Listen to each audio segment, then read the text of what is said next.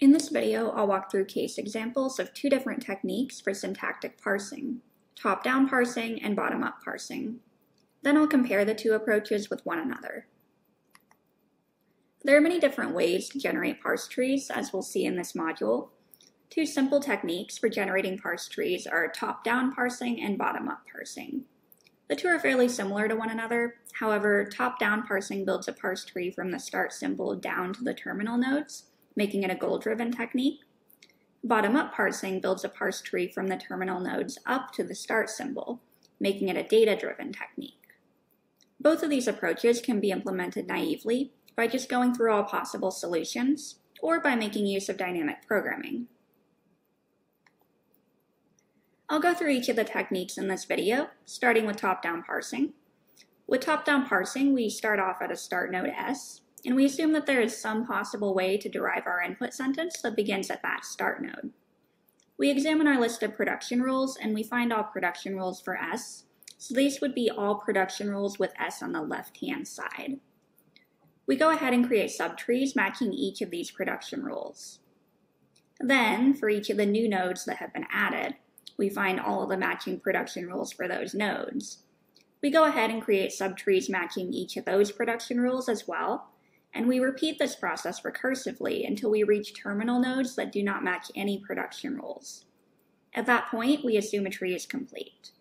For a given complete tree, we check its leaves to see if they match all the words in the input sentence.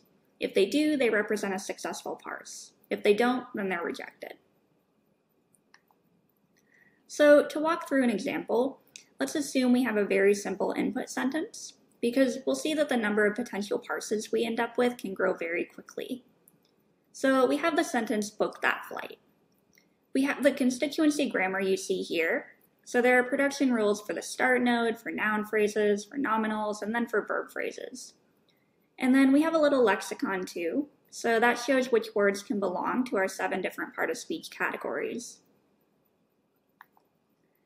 So we'll move these things over to the side, and we can see that we'll start out with 3 different parse trees because we have 3 different production rules for the start node. We'll go ahead and create those parse trees. So now to expand the parse trees further, we're looking for production rules for noun phrases, verb phrases, and auxiliaries. We see that there are 3 different production rules for noun phrases and 5 different production rules for verb phrases, so we have our work cut out for us.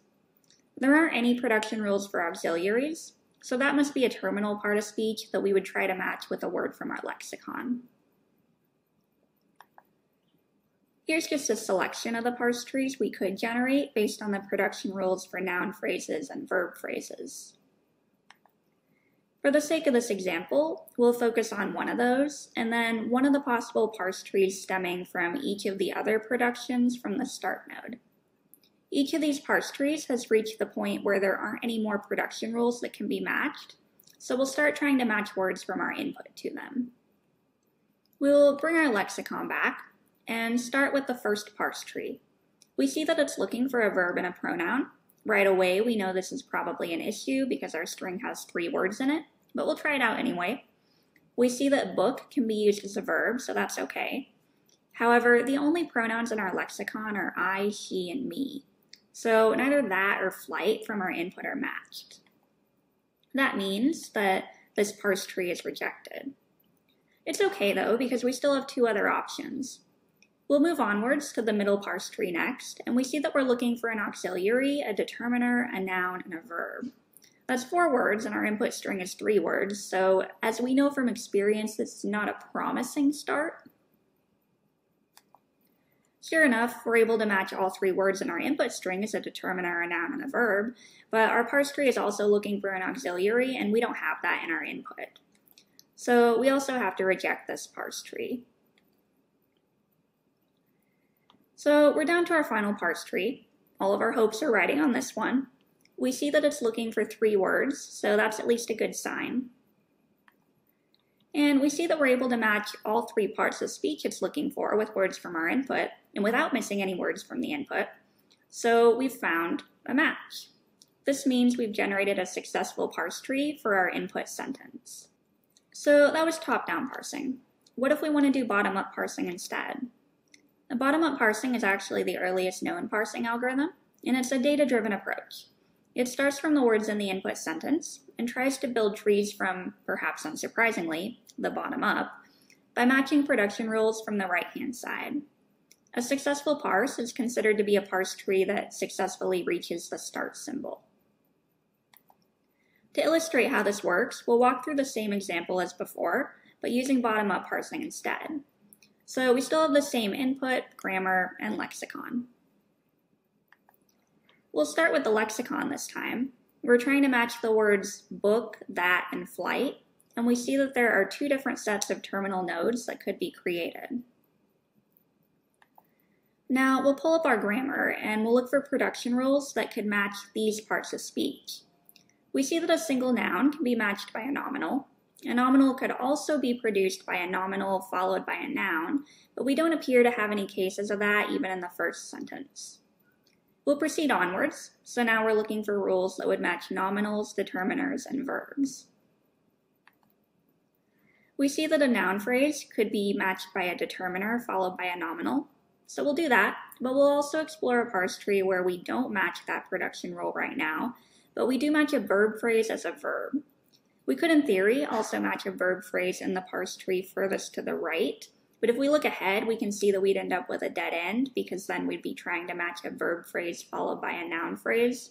So for the sake of this example, I'll leave that one out. We'll make just a few more matches, and now we're pretty far into these parse trees. So we get to the one on the left, and we look through all the production rules, but unfortunately it doesn't look like there are any production rules that would match a nominal followed by a noun phrase. We'll move on to the parse tree in the middle, and we see that a close option would be a noun phrase followed by a verb phrase, which would be matched for the start symbol, and another close option would be a verb followed by a noun phrase, which will be matched for a verb phrase. However, neither of those are actually what we have here. We're looking for a verb phrase followed by a noun phrase, which doesn't appear to be in any of the production rules. So that doesn't work either. Finally, we get to the parse tree on the right. Now, with this one, we're just looking for a production rule that would match a verb phrase, and it turns out that we have one, and it's the start symbol. So in that case, we started with our input words and made it all the way to the start symbol. So we have a successful parse. You might be wondering whether top-down parsing or bottom-up parsing is better, and there are pros and cons to both. Top-down parsing doesn't ever lead to incorrect parse trees. All parse trees created via top-down parsing will be grammatically correct, according to the grammar specified by the production rules.